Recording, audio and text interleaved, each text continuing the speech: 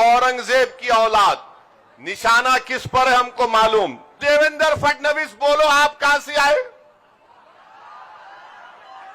औरंगजेब तो बात का है, मैं तो बोल रहा हूं कि 65,000 साल पहले अफ्रीका से आए थे। देवेंद्र फडणवीस साहब, एक बात याद रखो, ज्यादा ज्ञान हमको मत दो, हमको भी थोड़ा है दिमाग में। चीफ मिनिस्टर है, इसका यह मतलब नहीं है कि जो मुंह आए मुंह को आए बोलते रहेंगे। फडणवीस साहब, शायद आपको नहीं मालूम, आपको खाली मुगल हिस्ट्री मालूम।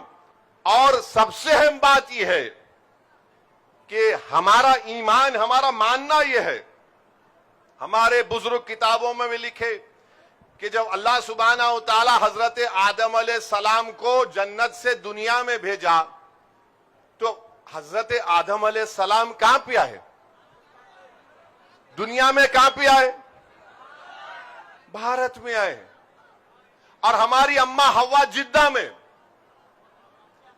अब्बा भारत में आए। तो अब्बा का मुल्क हुआ नहीं हुआ मेरा? हम अब्बा के मुल्क में हैं, हम अब्बा के मुल्क में। आप बोल रहे उनकी औलाद, हम अब्बा आदम की औलाद हैं, ये हमारा मानना है। तो देवेंद्र फडणवीस साहब, आप ये बार बार मत बोलो। फिर बोलते नहीं नहीं नहीं, मुसलमान को नहीं बोला मैं, मेरे को मालूम आप किसको बोले। आप शैतानों को बोले क्या? आप राक्षसों को बोले क्या? आप क्या गोडसे की औलाद को बोले क्या? चीफ मिनिस्टर देवेंद्र फडणवीस ये कह रहे हैं औरंगजेब की औलाद। हम चीफ मिनिस्टर साहब से पूछना चाह रहे हैं कि भारत के बहुत बड़े फ्रीडम फाइटर थे तिलक साहब। क्या तिलक साहब ने नहीं कहा कि जो ब्राह्मण लोग हैं वो आर्टिक से आए थे? आर्टिक से आए थे।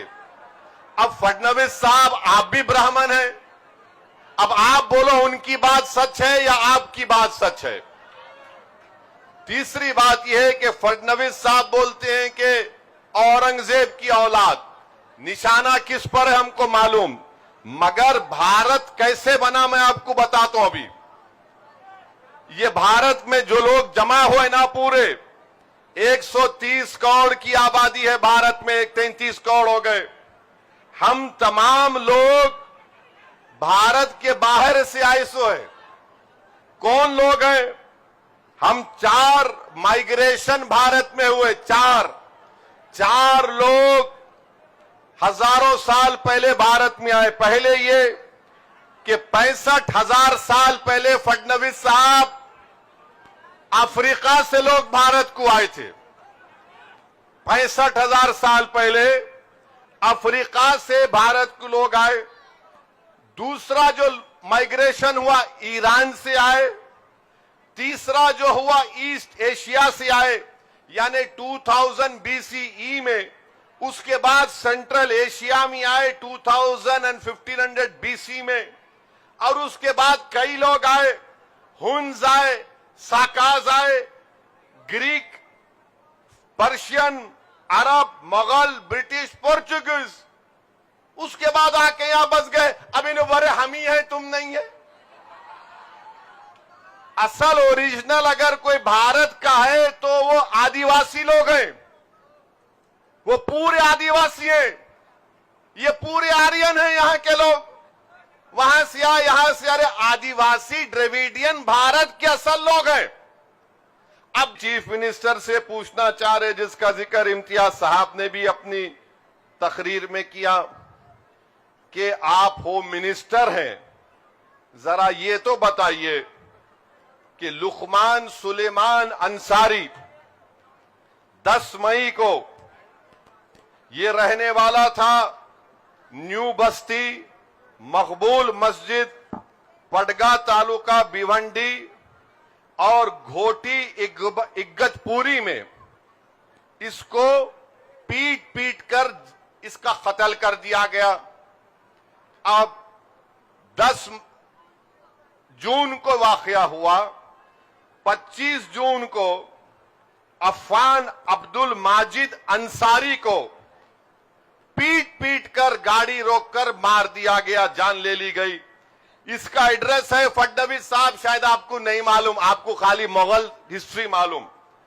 उसका एड्रेस है रूम नंबर 5, फातिमा बी चौल, बरेली होटल, खुरेश नगर, कुर्ला ईस्ट, मुंबई 400070, महाराष्ट्र। हमारे पुलिस वाले लिख के भिजा दो डिप्टी सीएम को जो लाइन ऑर्डर देखते। इनका भी, इनको मारा गया कहां पे? जहां पे लुकमान सुलेमान अंसारी को मारा गया था, घोटी इग्गतपुरा में।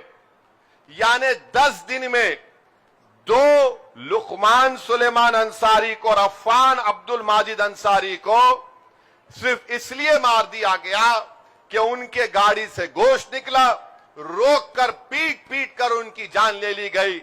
अरे देवेंद्र फडणवीस साहब, शिंदे साहब, कौन सी हुकूमत तुम चला रहे हो? 2 लोगों की जानें चली गई हैं। अगर कोई फोटो लेके निकलता तो देवेंद्र फडणवीस बोलते फुलां की औलाद। देवेंद्र फडणवीस साहब, शिंदे साहब, ये महाराष्ट्र में तुम हुकूमत कर रहे या क्या कर रहे तुम लोग? 10 दिन के अंदर 2 लोगों को गाड़ी से उतार कर पीट पीट कर उनकी जान ले ली गई और तुम्हारी सरकार बेहोश सो रही है। फोटो उठाए तो तुम हरकत में आते। अरे फोटो की अहमियत है या इंसान की जान की कीमत है? बताओ। मरने वाला अगर अंसारी है तो उसकी कीमत नहीं है। भारत के प्रधानमंत्री मोदी बोलते पसमानदा मुसलमान, अरे ये दोनों अंसारी हैं। मरने वाला इंसान है मगर उसका नाम अंसारी है।